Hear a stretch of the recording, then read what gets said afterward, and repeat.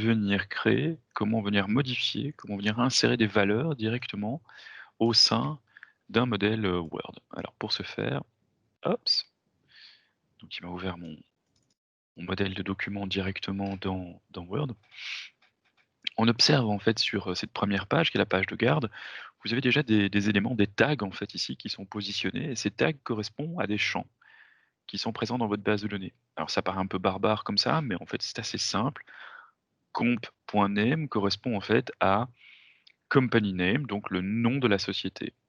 Docu date création, bah, c'est la date de création du document. Donc ce sont tous des champs en fait qui sont issus directement de votre base de données et qui peuvent directement être insérés dans vos documents Word, mais de manière assistée. On ne va pas vous demander évidemment d'écrire à chaque fois ces tags. Donc comment ça fonctionne? C'est assez simple. Imaginons ici que je veuille dire, ben voilà, rajouter dans ces valeurs de la société et ici venir insérer le nom de la société du client dans le modèle. C'est assez simple, vous avez directement en fait nos icônes qui permettent d'interagir avec la base de données dans le cadre des modèles de documents. Donc je peux cliquer sur insertion d'un champ et là en fait Word, hop, ça s'est ouvert sur mon autre écran, Word a directement appelé en fait la bibliothèque de tous les champs disponibles sur toutes les tables d'Efficie. Donc ce que je vais faire, c'est aller prendre le nom de la société. Donc je clique premièrement sur société, et puis je vais prendre le champ nom, je dis insertion du champ.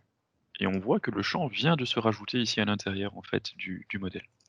Donc c'est aussi simple que ça. On choisit des éléments qui nous intéressent sur les contacts, sur les sociétés, sur la définition du document ou du projet, de l'opportunité, et on vient les insérer dans le modèle de document. Lorsque l'on veut faire des tests, comme le test qui a été ici présenté à l'écran, qui dit, ben voilà, si j'ai une personne à qui j'écris qui est de type considérée dans la base de données comme une femme, je vais plutôt écrire cher. Dans d'autres cas, je vais plutôt écrire cher. Donc, pour ce faire, c'est assez simple. Là, vous insérez en fait ce qu'on appelle des fonctions. Et donc, pour une fonction, vous cliquez sur insertion d'une fonction et vous avez en fait les conditions. Vous pouvez choisir de tester des conditions et dire bah tiens, si je prends une certaine valeur, par exemple justement sur le contact, si je prends gender, je peux dire que si c'est un F, alors je vais écrire cher, et sinon j'écrirai cher.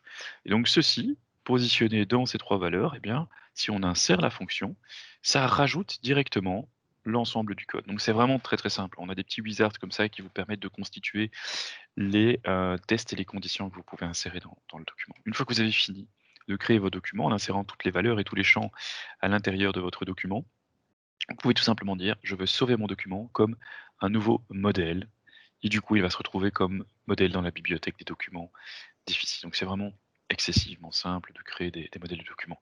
Si vous voulez suivre une formation détaillée sur la création de modèles dans la suite Office, on a évidemment une formation associée à la gestion documentaire aussi disponible sur, l'extranet et sur notre site web. Oui. François vous en dira plus évidemment, à ce sujet. Oui, pardon. Deuxième point, comment on travaille en fait une fois qu'on a généré un document, qu'on a utilisé peut-être un modèle de document dans la base de données, on souhaite en fait le joindre directement dans un mail. Et bien là aussi, c'est assez simple pour ceux qui ne connaissent pas l'astuce. Je vais reprendre en fait ici un document. Je ne sais pas si c'est que chez moi ou j'ai un problème de connexion, mais voilà, C'est bon. j'ai un petit décalage. Donc je vais prendre un document. Si j'ai un souci, donc je vais prendre un document, voilà, par exemple ce document-ci, qui est un porte-document Efficie avec plusieurs pièces jointes, hein. Donc j'ai mon document Excel de base, et puis j'ai la copie de l'Excel qui est en fait ici la version PDF en fait du document initial. Je peux choisir à tout moment sur toutes les pièces plusieurs possibilités. Soit l'envoyer directement par email, soit utiliser ce qu'on appelle un modèle instantané d'email. Un modèle instantané d'email, c'est là aussi un modèle d'email qui va s'auto-remplir avec certaines tests et conditions comme insérer les valeurs, les champs. Donc ça pourrait écrire dans votre email chère madame ceci, cela, voici comme convenu le document attendu. Mais si vous voulez simplement prendre en fait un document et l'insérer directement dans un mail, vous pouvez directement cliquer sur Send by mail et là, Efficie va appeler en fait Outlook et hop, ça l'a ouvert sur mon deuxième écran. Et il va directement préparer l'email en insérant directement la pièce jointe au sein de l'email attaché à la bonne personne et à la bonne adresse email. Donc, pour tout document que vous avez dans iFici, cette option est disponible. Donc, le fait de pouvoir l'envoyer directement par mail ou utiliser un modèle d'email. La deuxième option qu'on peut avoir, c'est le partage en fait du document. Alors, vous pouvez choisir de partager soit une pièce avec le monde extérieur, soit de partager l'ensemble en fait du porte-document. Ce que je vais faire, c'est que je vais choisir de partager l'ensemble du porte-document. Donc je clique sur le lien de partage et je peux choisir de créer en fait un lien de partage public. Alors je vais le rendre public jusqu'au 18, donc j'ai une date à laquelle en fait ce lien va être désactivé. Désolé. Donc je vais ici demander au système de me créer un lien public jusqu'au 18 du 1 2021.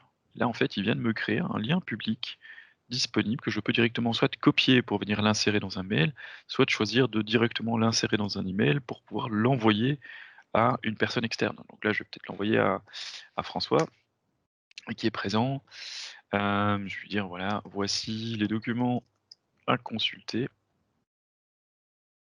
Et à partir du moment où j'envoie en fait cet email à François, le lien étant public, il va pouvoir consulter les documents, peut-être même cliquer sur des documents pour pouvoir les télécharger. Ce qui va en fait engendrer de mon côté une notification. Donc je vais recevoir une notification de manière automatique à partir du moment où François a cliqué ou téléchargé complètement en fait un document. Alors François, est-ce que de ton côté tu as reçu l'email et est-ce que tu as pu cliquer sur un document? Oui, tout à fait. Super. Je viens de Ah le ben faire. voilà, je le vois directement, donc il y a quelques secondes. François a effectivement consulté la liste des documents. L'un des deux fichiers a été copié, donc la version XLSX a été downloadée. Donc on voit en fait toutes les pièces qui ont été downloadées directement par le client et on reçoit la notification immédiatement. Donc c'est assez pratique, surtout si vous êtes plutôt côté commercial, marketing ou même au niveau des équipes projet, quand vous envoyez un document à vos clients, que vous souhaitez avoir une notification sur la réception, le clic, le download de documents, c'est bien pratique. Nicolas, j'ai 2 questions, je peux les poser? Tout Bien à entendu. fait. Rapide. La première, tu as donné le lien à l'externe à François. Il Oui. n'a accès qu'aux documents auxquels tu as donné le lien, on est d'accord? Oui, Pas aux tout autres? à fait. Non, pas aux autres. Deuxième question, mais vous nous direz peut-être après. Pour nous, ça exige d'avoir une licence spécifique qui permet l'entrée-sortie externe, c'est ça, hein? Je comprends. Non? Alors non, en fait non. Il y a pas besoin de licence guest, pour ça. Ah voilà. Parce que je confonds avec, les gens à qui on donne autorisation spécifique pour quelques champs, dans les entreprises État. Pour ça, il faut une licence guest, on est bien d'accord? Oui, ouais, tout à fait. Mais pour ce que tu viens de donner, il n'y a pas besoin de licence guest, d'accord. OK. Non, non, c'est vraiment une page spécifique qui OK. leur est donnée, et en fait, on peut même paramétrer cette page pour qu'elle reprenne en fait vos logos, un descriptif, hein, ici quand j'ai pris je vais peut-être vous montrer ce que donne en fait la page. Je vais revenir sur le lien public. Donc je reprends mon lien public, je vais en régénérer un ici, voilà. Super, je le Parce que tu prends. peux évidemment voir le résultat et pour être Bien sûr sûr, bien et sûr. checker avant Ah oui, de ça c'est l'envoyer. intéressant. Oui, parce qu'effectivement, Donc ça peut ouais. je vais juste vous montrer ce que ça donne. Donc ici, chez Effici, on a une version évidemment limitée, notre logo de société, mais là vous pourriez avoir votre logo, changer évidemment le contexte pour avoir des couleurs, etc. sur la page, mais c'est une page qui vous donne en fait Ah OK. l'accès seulement aux 2 documents qui sont mis à Ah OK, disposition. parfait. Ouais, parfait. Mmh. Merci. C'est plus clair comme ça. Ouais, merci beaucoup. Nous Active. avons une autre question, d'Elisabeth qui Oui. nous demande si c'est, possible pour les sélections? De faire un partage de sélection vers l'extérieur, c'est ça? Je pense. Non. Est-ce que c'est bien cela, Elisabeth? N'hésitez pas à prendre la parole ou à, détailler votre question. Oui, c'est ça. Et donc ça on peut pas faire, hein. Donc on choisit vraiment de mettre à disposition au monde extérieur seulement certains types d'informations. Mettre à disposition le résultat d'une requête, vers le monde extérieur, c'est vraiment assez dangereux. Donc qu'est-ce qu'on préconise plutôt si vous voulez mettre en place des listes, avec des résultats, par exemple le résultat justement d'une query, mais qui serait mis à disposition de vos clients, ce serait plutôt de, créer en fait une page dédiée dans l'extranet. parce que là, vous allez pouvoir avoir un login, un mot de passe. On va savoir authentifier donc du coup quelle est la personne du monde extérieur, donc chez vos clients ou vos partenaires, qui se connectent pour consulter cette information et donc appliquer des droits et des sécurités, choisir ce qu'ils peuvent voir et ce qu'ils ne peuvent pas voir. C'est Donc là, on parfait. préférera vraiment s'orienter vers Comme l'extranet. ça, on pourra justement jumper sur cette question, essayer de l'adapter lorsque tu présenteras les sélections, pardon, Yes. l'extranet. Et c'est pour Euh, ça qu'il faut une licence guest, on est d'accord. Pour l'extranet, il y a des licences particulières à appliquer, des licences aussi pour chaque utilisateur en fait, externe, Ouais, effectivement. c'est ça, Ouais, ok. tout à fait. Ça marche, c'est ça. Ok, merci. Et j'ai une dernière question par rapport à moi qui utilise tout le temps ces documents par rapport à des événements, ou même aux webinars ou à des livres blancs que je peux distribuer. Est-ce qu'il y a une taille limite pour ce partage de documents? Non, alors en fait, vous pouvez placer par pièce jointe dans la base de données des pièces allant jusqu'à 4 gigas en fait par document, donc en gros. Donc il y a pas vraiment de taille limite quoi, Oui, c'est ça. bon, C'est c'est génial. Quand on voit l'idée Quick c'est Transfer, c'est 2 gigas, c'est quand même ouais, déjà pas mal. Ouais, c'est ça. voilà. Donc bon, évidemment, le but d'Efficie n'est pas de stocker, des Blu-ray ripés en voilà, pour, partager, un film avec vos amis. Donc c'est pas vraiment l'idée. Mais par contre, si vous avez des pièces lourdes, oui, vous pouvez bien sûr poser les pièces lourdes dans la base de données et les partager. D'accord. Point suivant, le chat. Alors, comment utiliser le chat dans Efficie? Eh bien, je vais utiliser notre chat interne, là aussi. Donc François, sois prêt. Ah ah. J'ai, en fait, créé, en fait, un petit chat et je vais vous montrer comment, créer une entité de chat comme si je démarrais. Donc si vous souhaitez créer un nouveau chat, vous cliquez sur cet élément et là, vous avez 2 icônes différentes. La première icône, en fait, présente, des utilisateurs et la deuxième icône va présenter des personnes externes. Donc là, en cliquant sur utilisateur, j'ai déjà ma liste d'utilisateurs fréquents que j'utilise, qui s'affiche à l'écran. Si je clique sur l'icône du dessus, j'ai la liste des personnes, de contact qui sont connues dans ma base de données avec la liste des récents. Ce que je vais faire ici, c'est je vais créer donc un chat ou aller modifier un chat avec, François et venir ajouter une personne externe dans le chat pour vous montrer comment faire interagir des internes et des externes. Alors je vais prendre le chat de François. En cliquant sur, chat, vous avez, la possibilité d'aller rajouter les gens qui vont faire partie du chat. Donc là, il y a moi et François au sein du chat. Si je veux rajouter un utilisateur, si je veux rajouter Geoffroy, je vais prendre un autre utilisateur de plus. Donc là, on rajoute la personne. Si je veux rajouter un utilisateur externe, donc un contact, je tombe dans la fenêtre des recherches de contact et là, je vais imaginer que je vais prendre Catherine Janssen. Voilà. Catherine Janssen, elle va pouvoir en fait interagir avec nous sur le chat. Alors, on voit extranet. Je vais aller prendre une autre personne en plus. Je vais par exemple prendre moi-même. Voilà. Donc, toutes les personnes que je suis venu rajouter en fait directement au niveau de cette, ce chat. Alors pour les utilisateurs externes, qui n'ont pas d'accès à l'extranet, vous avez la possibilité aussi de leur envoyer un lien. Et donc là, ce sera directement un lien que vous envoyez par mail et vous allez pouvoir interagir avec eux. Donc ils auront vraiment une version web du chat avec vous. Donc c'est aussi simple que ça. On rajoute simplement les personnes au sein du chat et puis en fait, on peut ben voilà, hein, rajouter des éléments. Donc j'interagis avec François. Et François peut donc interagir de son côté aussi à l'intérieur de ce chat. Alors un chat, c'est bien sympa si on peut ok, échanger comme ça entre nous, mais l'idée c'est quand même de pouvoir venir rattacher justement un chat à un contexte dans Efficie. Donc cette notion de lien que vous connaissez depuis toujours. Et donc vous pouvez éditer le chat et venir le lier à une opportunité, à un projet, à des incidents en particulier.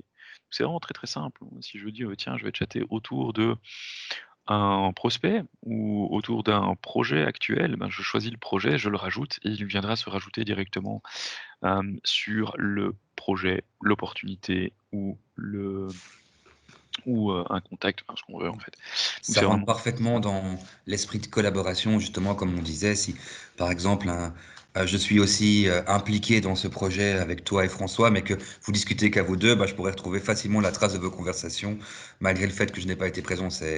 yes, C'est ça qui est exact. intéressant. Tout à fait, tout à fait. Alors on peut rendre aussi, dans les options, un chat, vraiment privé, donc qu'il n'y ait que les échanges entre, François et moi et que je sois seulement à même de les échanger, que personne d'autre ne puisse, les voir. Ce qui est voilà, une option, de sécurité qui est possible aussi. Très peu utilisée quand on essaie de collaborer. En gros, on essaie d'être le plus ouvert possible, mais voilà, ça existe pour ceux qui sont, qui se posent la question, des droits et des sécurités. Donc la partie chat, voilà, assez simple, vous pouvez interagir avec l'ensemble de vos collaborateurs et des personnes externes assez facilement depuis l'outil. Alors je vais retourner sur, mon PowerPoint pour avoir mon fil conducteur. Bien sûr, la version 2021 apporte de nouvelles manières d'interagir et dont une qui est vraiment intéressante, pas mal du tout, c'est la notion de réaction. Alors je vais prendre une fiche de contact. On va prendre, ma fiche comme ça on va pas polluer la base de données. Lorsque je suis sur la vue Chronos, par exemple d'une fiche contact, mais vous pouvez faire ça sur une fiche société, sur un projet, sur une opportunité, vous avez la possibilité de rajouter maintenant en fait une réaction. Donc là, je vais rajouter une nouvelle notion, réaction, hein, donc je vais donner une description, je rajoute une réaction sur la personne. Avec une petite date, hein, voilà, je peux dire, ouais, OK, c'est aujourd'hui à cette heure-ci que je pose la réaction et je veux que celle-ci soit liée en fait à la personne de contact, à la société, donc elle apparaisse aussi sur la société. Ici, comme je suis utilisateur du système, il me rajoute comme utilisateur, mais vous pouvez aussi associer cette réaction, à d'autres éléments, donc à une opportunité. Vous pouvez rajouter des dossiers, vous pouvez rajouter d'autres sociétés, d'autres contacts et bien sûr d'autres utilisateurs. En plus de ça, si une réaction nécessite le rajout d'un document, vous pouvez ajouter un document directement là aussi en provenance par exemple de votre laptop. Donc là, je vais prendre un document complémentaire qui provient de mon laptop et simplement en rajoutant en fait cette réaction, vous allez voir qu'elle va apparaître maintenant dans la vue Chronos. Et cette réaction, eh bien, elle peut être aussi alimentée par d'autres commentaires qui proviennent de mes collaborateurs. Donc on voit que sur base d'une réaction, on peut rajouter des commentaires au sein même de la réaction. Donc là, si je rajoute moi-même un commentaire, je peux le faire. Je vois que François est en train de taper, donc je ne sais pas s'il tape pour ajouter une réaction ou pas dans le, dans le commentaire, mais là, Sûrement. je rajoute un Donc, comment de mon côté.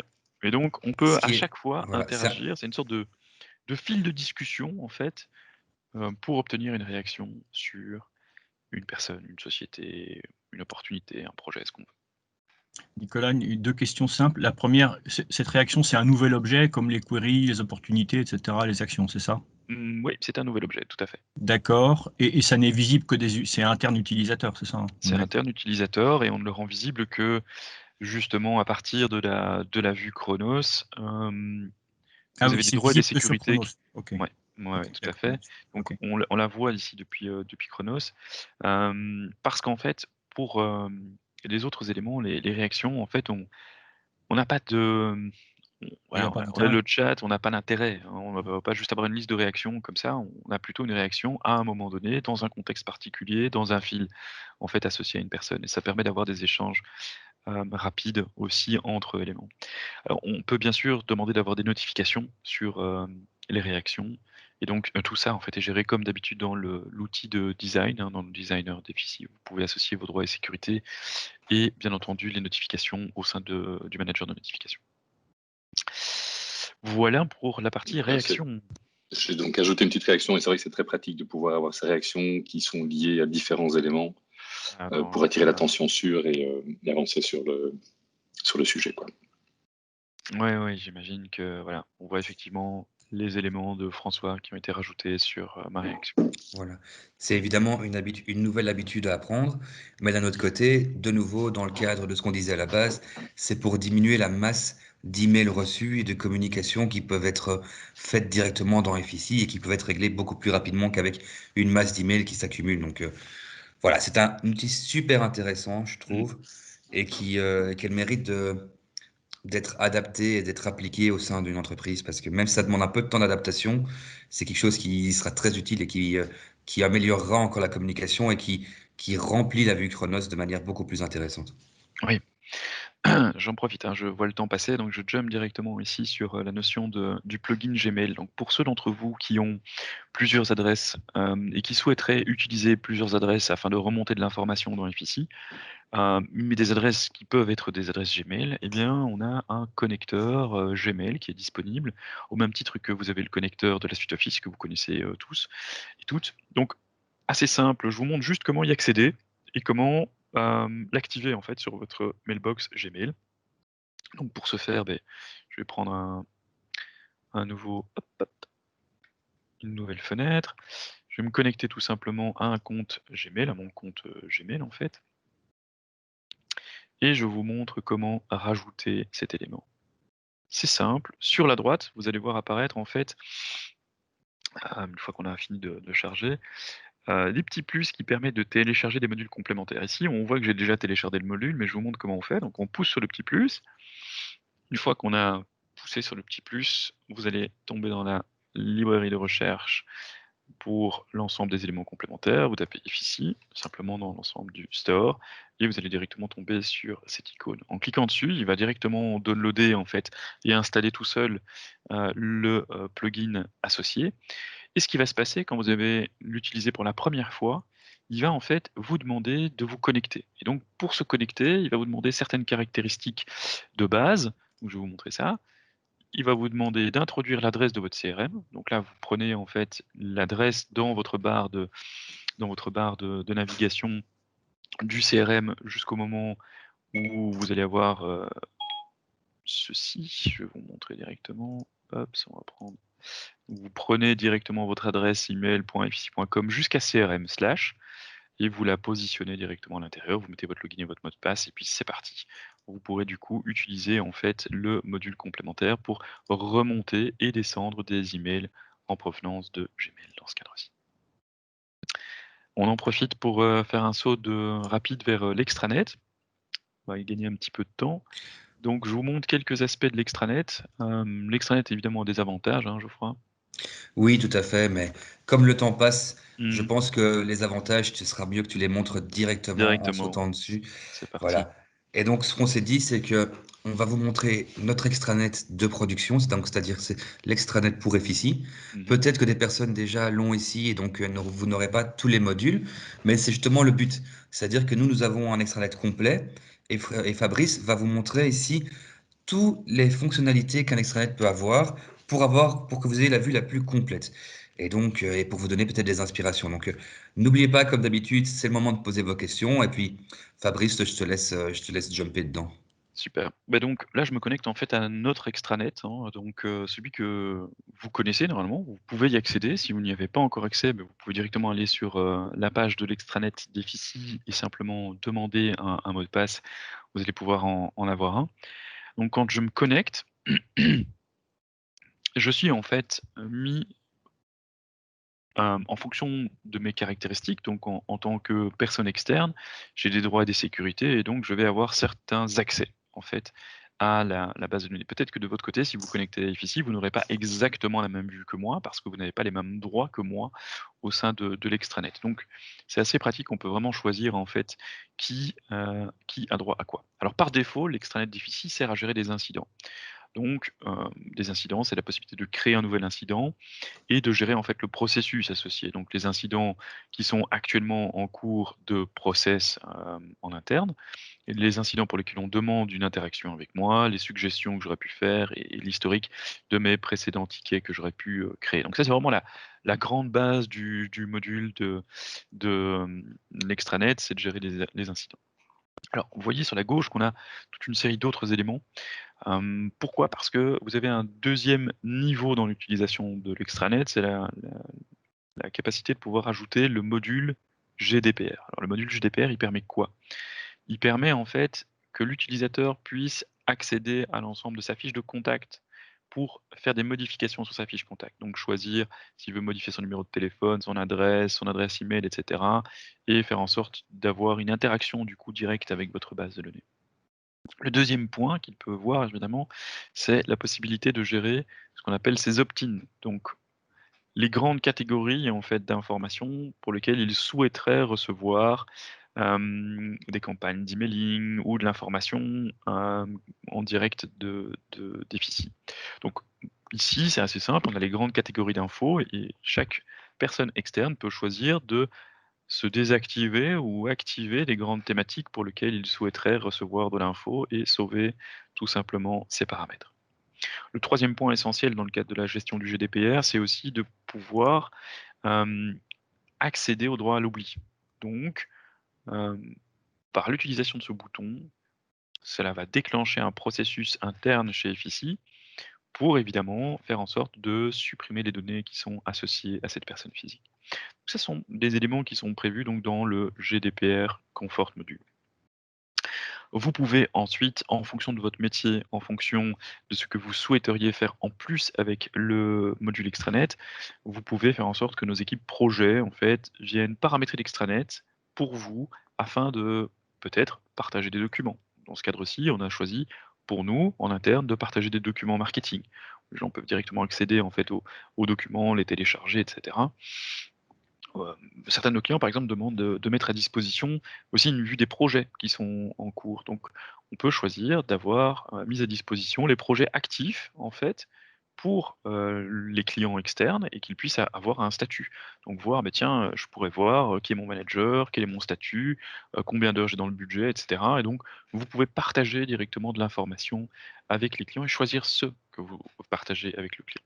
Donc, c'est vraiment quand même franchement super pratique et dans le cadre de la collaboration, ça simplifie drastiquement et ça évite énormément d'emails, énormément d'échanges et en fait énormément de points de friction. Donc voilà, ça c'est mon rapide tour sur l'extranet. Si vous avez des questions complémentaires, évidemment, n'hésitez pas, on est disponible. On a peu de temps maintenant pour répondre à des questions complémentaires, mais si vous les envoyez à Geoffroy ou à marketing@efficie.com, on se fera un plaisir évidemment de répondre dans le détail en fait aux questions subsidiaires. Tout à fait. Je pense que maintenant, on peut peut-être un peu donner la parole à François pour que tu nous expliques les différents services qu'on a mis en place avec des retours justement de nos clients par rapport à des gestions de projets, anticipation de nouveaux projets, d'upgrade. Et évidemment, par rapport à ce webinaire aussi, il y a des offres spéciales qu'on avait. Donc voilà, Efficie, depuis cette année, a lancé des différentes formules qui sont plus en lien et en attente avec ce que nos clients avaient besoin. Donc voilà, on pensait que c'était important et intéressant de vous les expliquer en détail et François les connaît par cœur. Donc voilà, il pourra vous les expliquer. Et de nouveau, si vous avez des questions, n'hésitez pas à les poser, c'est le moment. Je te laisse la parole. C'est ça, merci Geoffroy. Donc tout à fait, c'est vrai que à côté de toutes ces fonctionnalités pratiques qu'on voulait vous rappeler, on veille toujours à vouloir augmenter le niveau de service qu'on peut vous offrir en tant que client et fournisseur pour notre part. Donc en fait, c'est par exemple via ces contrats de services récurrents. Bon, on sait que quand vous êtes dans un projet Efficie, voilà, les choses avancent bien. Parfois, on avait de temps en temps des remarques avant que lorsqu'on n'était plus dans le projet d'implémentation, ça prenait un certain temps pour avoir des ressources disponibles pour faire des nouvelles demandes, par exemple.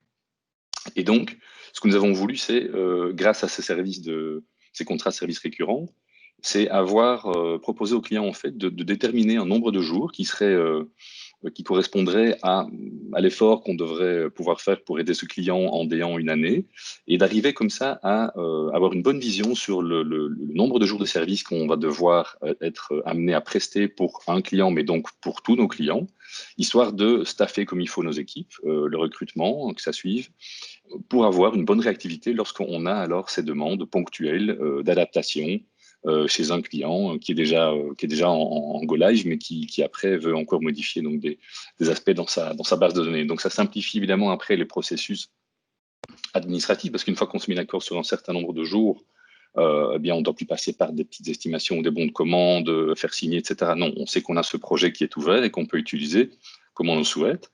Donc on va vraiment comme ça améliorer la réactivité qu'on aura envers vous. Et l'avantage pour vous, évidemment, c'est de pouvoir bénéficier d'un tarif plus intéressant. Donc vous voyez les tarifs qui sont indiqués. Donc ceci sont certains exemples de packs de services avec une dégressivité au niveau du tarif horaire en fonction du pack que vous prenez. Mais c'est de toute façon plus intéressant pour vous que le tarif standard Efficie. Alors, toujours dans ce but en fait d'améliorer le niveau d'utilisation et donc la satisfaction de nos clients, on a fait ces propositions de packs de services en fait qui sont aussi récurrents, parce qu'on se rend compte qu'évidemment, et je pense que vous serez d'accord avec moi, pour dire que on a un bon système, et FICI est un bon système. Bon, on peut en apprendre un peu tous les jours sur les nouvelles fonctionnalités. C'est pour ça qu'on fait un refresh ici avec Geoffroy et Fabrice. Mais donc, le fait que vos utilisateurs soient formés vraiment de la bonne façon et soient vraiment bien conscients de toutes les possibilités que FICI leur offre, on propose alors ces packs de training. L'idée derrière, c'est vraiment de vous permettre d'accéder en illimité en fait à toutes nos formations. Les formations en web, les formations donc publiques, on peut s'inscrire quand on veut, les vidéos à la demande aussi. Donc on a différents supports de formation et différents types de formations qu'on peut vous dispenser.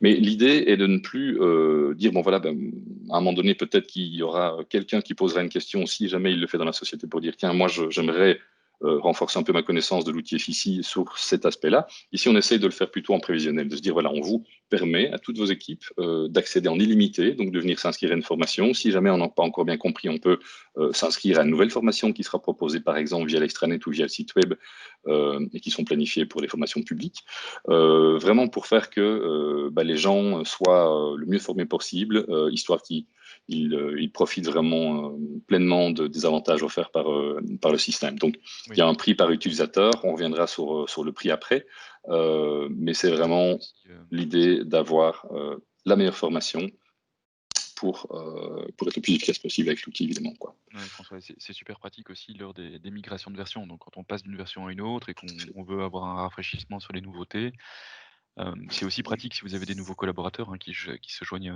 à l'équipe en cours de route. Hop, ils peuvent directement suivre une formation sans avoir besoin d'avoir un groupe spécifique et d'attendre que plusieurs personnes au sein de la société partagent la même formation. Donc, c'est vrai que c'est voilà, super pratique. Oui, exactement. On constate que parfois, s'il y a des questions ou des remarques, des tickets parfois qui arrivent au service support, on se rend compte qu'en fait, c'est plutôt parfois un manque de formation, et donc on essaie de pallier à cela via ces packs proposés. Alors, au niveau ici des packs de services, c'est encore une fois pour vous proposer d'avoir un tarif en fait plus intéressant sur nos interventions. Donc là, on n'est plus sur un service alors récurrent. On choisit un certain nombre de jours. Le service d'avant récurrent, donc c'était vraiment c'est de trouver la base en fait, le nombre de jours minimum qui serait nécessaire d'année en année. Comme ça, on a cette récurrence et cette visibilité. Ici, c'est plutôt alors ponctuellement. On sait que en plus de peut-être ces services récurrents, il va y avoir un besoin de X jours en plus parce que des demandes spécifiques seront présentes cette année, par exemple, mais peut-être pas de façon récurrente. Alors là, on peut justement vous proposer d'avoir ces services cartes qui nous permettent d'intervenir, qui vont encore simplifier évidemment la charge administrative qui pourrait être liée à chacune des petites demandes, parce qu'on ouvre ici un pot avec X heures ou X jours, qui sont valables aussi pour tout type de service, que ce soit les adaptations, les développements, les formations, les rapports, et donc vous bénéficiez alors d'une remise par rapport au tarif standard appliqué en prenant ces packs de jours de service.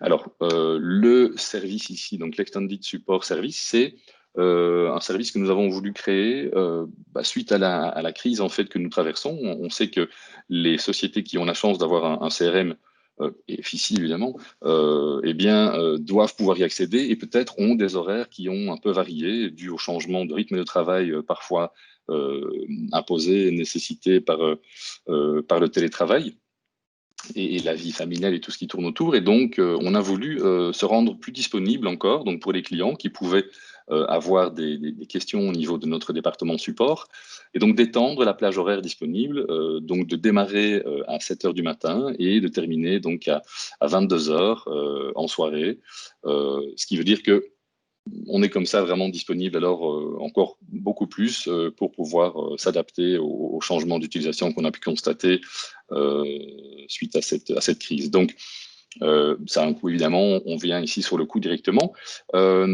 par rapport au coût standard de nos services, ici, on vous propose pour fin d'année et valable jusque tout début janvier, d'avoir alors des tarifs préférentiels. Donc, c'est au lieu donc des 10 € par utilisateur par mois. Donc là, on regarde le nombre d'utilisateurs de votre base de données et pour que vous ayez donc accès en illimité à toutes ces formations, eh bien, vous avez donc on vous propose d'opter à ce service pour 5 € au lieu de 10.